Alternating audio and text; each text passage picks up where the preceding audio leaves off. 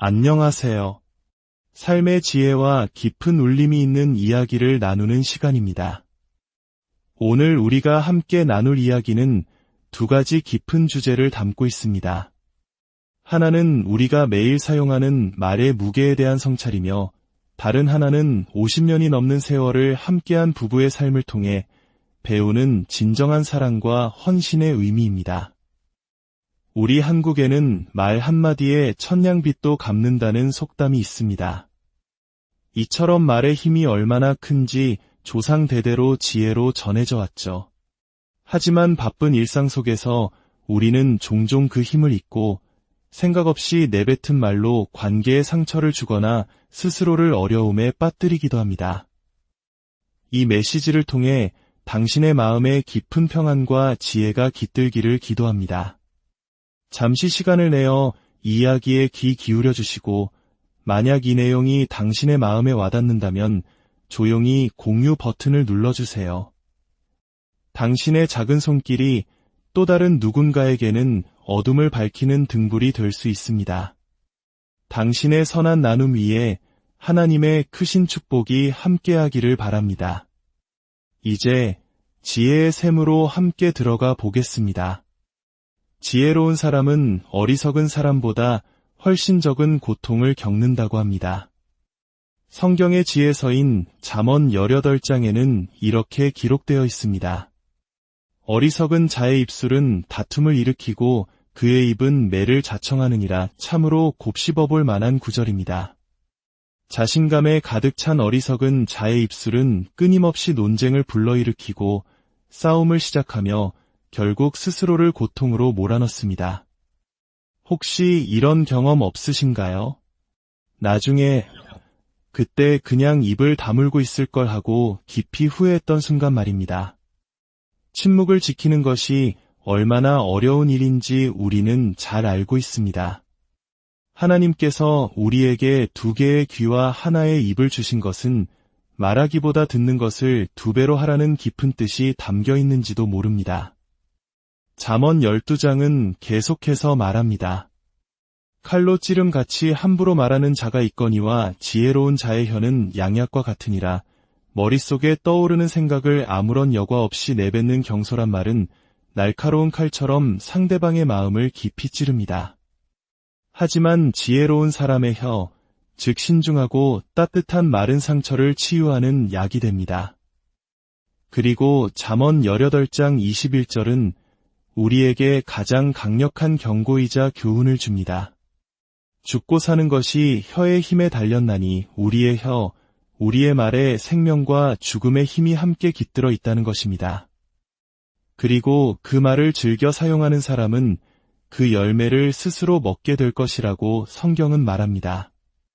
긍정적이고 생명을 살리는 말을 하는 사람은 삶의 풍성한 열매를, 부정적이고 파괴적인 말을 하는 사람은 고통의 열매를 거두게 된다는 뜻입니다. 우리는 특히 압박감에 시달리거나 상황이 내 뜻대로 풀리지 않을 때 더욱 말을 조심해야 합니다. 예수님께서 십자가 고난을 앞두셨을 때의 모습을 기억해 봅시다. 요한복음 14장 30절에서 예수님은 제자들에게 이렇게 말씀하셨습니다. 이후에는 내가 너희와 말을 많이 하지 아니하리니 이는 이 세상의 임금이 오겠음이라. 그러나 그는 내게 관계할 것이 없노라. 이 말씀의 깊은 의미는 무엇일까요? 예수님께서는 당신의 삶에서 가장 중요하고 힘겨운 순간을 앞두고 불필요한 말을 아끼심으로써 사탄이 틈탈 기회를 조금도 주지 않으려 하셨다는 것입니다. 인간적인 연약함 속에서 나올 수 있는 불평이나 원망의 말을 철저히 차단하신 것이죠. 이사야서 54장 7절은 고난받는 예수님의 모습을 이렇게 묘사합니다. 그가 곤욕을 당하여 괴로울 때에도 그의 입을 열지 아니하였으며, 마치 도수장으로 끌려가는 어린 양과 털 깎는 자 앞에서 잠잠한 양같이 그의 입을 열지 아니하였도다. 가장 큰 압박과 고통 속에서 예수님께서 선택하신 것은 바로 침묵이었습니다. 이는 우리에게 엄청난 교훈을 줍니다. 당신의 삶에 어려움이 닥쳐왔을 때 때로는 방에 들어가 문을 잠그고 누구에게도 아무 말도 하지 않는 것이 최선일 수 있습니다. 불필요한 말로 상황을 악화시키거나 부정적인 말로 사탄에게 공격의 빌미를 주는 것을 막을 수 있기 때문입니다. 우리 안에 계신 성령님께서는 언제나 우리를 인도하십니다. 잠시 속도를 늦추고 주님께서 잠잠하라고 말씀하실 때 그저 잠잠히 그분의 뜻을 기다리는 지혜가 필요합니다. 또한 성경은 마태복음 7장에서 비판을 받지 아니하려거든 비판하지 말라고 분명히 가르칩니다. 우리는 다른 사람의 삶에 대해 너무나 많은 의견을 가지고 있습니다. 정작 자신의 삶은 엉망진창이면서 다른 사람이 무엇을 해야 하고 하지 말아야 하는지에 대해 판단하고 비판하는 데 많은 에너지를 쏟습니다. 누군가 당신의 험담을 했다는 이야기를 들으면 화가 치밀어 오르겠죠. 하지만 잠시 멈춰 생각해 봅시다. 그것이 정말 그 사람이 뿌린 나쁜 씨앗일까요? 아니면 과거에 내가 다른 누군가의 삶에 뿌렸던 비판과 험담이라는 나쁜 씨앗의 열매를 거두고 있는 것은 아닐까요? 우리가 남을 비판하고 험담하면 성경은 우리 또한 그대로 돌려받을 것이라고 약속합니다.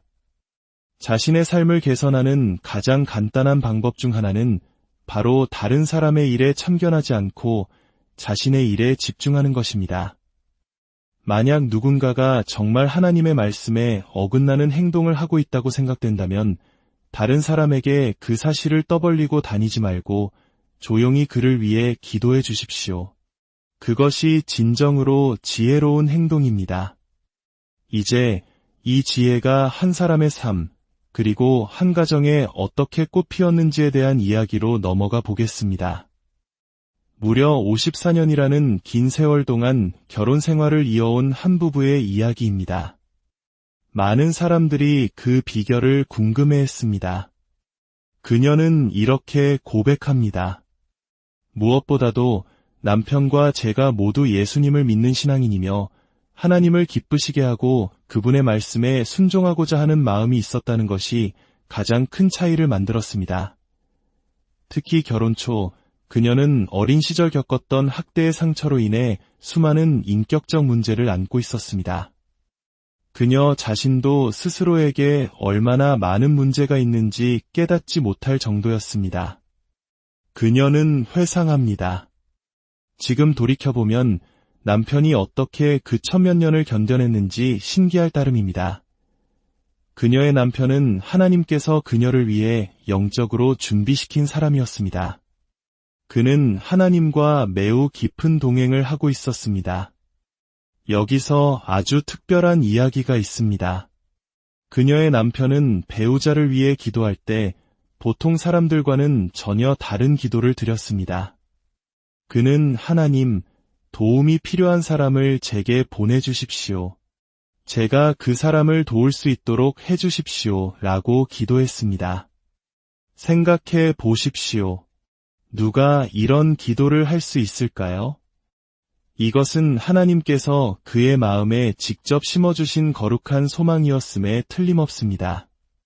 그들은 그렇게 만났고 5번의 데이트 후에 청혼을 했습니다. 그들의 관계는 처음부터 하나님께서 초자연적으로 엮어주신 만남이었습니다. 물론 그렇다고 해서 그들의 결혼 생활에 어려움이 없었던 것은 아닙니다. 포기하고 싶은 순간도 왜 없었겠습니까? 하지만 그들 마음속에는 나는 하나님을 기쁘시게 하고 싶다는 중심 생각이 확고하게 자리 잡고 있었습니다. 이 마음이 없었다면 더 이상은 못 참아. 여기서 끝낼래라며 쉽게 포기해 버렸을 것입니다. 결혼 초 그녀는 상처로 인해 끔찍한 성미를 가지고 있었고 한번 화가 나면 며칠이고 남편에게 분노를 쏟아냈습니다. 하지만 남편에게는 아내가 자신의 기쁨을 앗아가도록 내버려 두지 않는 놀라운 능력이 있었습니다.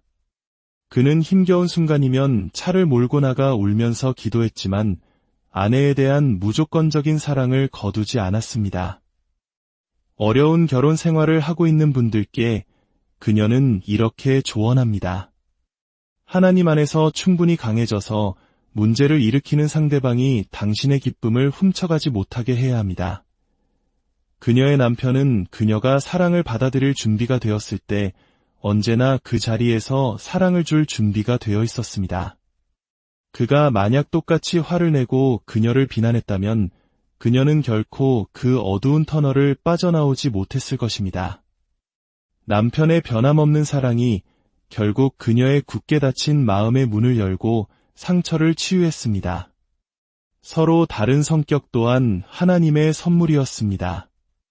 불같은 성격의 그녀와 느긋하고 온화한 성격의 남편은 마치 음과 양처럼 서로의 부족한 부분을 채워주는 완벽한 조화를 이루었습니다. 하나님께서는 우리 각자에게 꼭 맞는 사람을 예비해 주십니다. 다만 우리가 그 사람의 마음에 들지 않는 몇 가지 단점에만 집중하기 때문에 그 사실을 깨닫지 못할 뿐입니다. 결혼을 피라미드에 비유하기도 합니다. 남편과 아내가 피라미드의 양쪽 밑변에서 각자 꼭대기에 계신 하나님을 향해 올라갈수록 둘 사이의 거리는 자연스럽게 가까워진다는 것입니다. 54년이 지난 지금 그들의 삶은 완벽할까요? 아닙니다. 그들은 작년에만 3번의 큰 다툼이 있었다고 솔직하게 고백합니다. 수십 년 만에 처음 있는 일이었습니다. 그녀는 이를 통해 하나님께서 내가 어떤 부분에서 더 높은 차원으로 성장하기를 원하시는구나라고 깨달았다고 합니다. 결혼 생활이 오래되었다고 해서 문제가 사라지는 것은 아닙니다. 갈등이 생겼을 때 그들은 자신의 감정에만 매몰되지 않습니다. 며칠간 마음이 상할 수는 있지만 결코 분노를 품고 잠자리에 들지는 않습니다.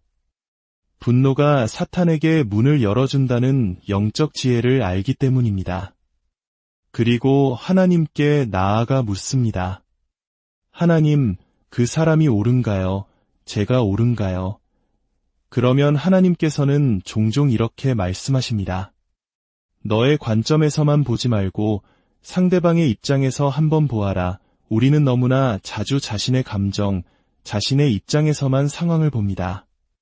잠시 상대방의 자리로 건너가 내가 만약 저 사람이었다면 어떤 기분이었을까? 라고 생각해보는 노력이 필요합니다. 결혼 생활에서, 아니 모든 인간관계에서 우리는 어느 순간 결단을 내려야 합니다. 무슨 일이 있어도 나는 이 관계를 끝까지 지켜낼 것이다라는 완전한 헌신의 결단 말입니다. 이 결단이 있고 없음이 모든 차이를 만듭니다. 54년의 세월이 흐른 지금 그들은 함께 외출하고 식사하며 소소한 농담에 웃음을 터뜨립니다.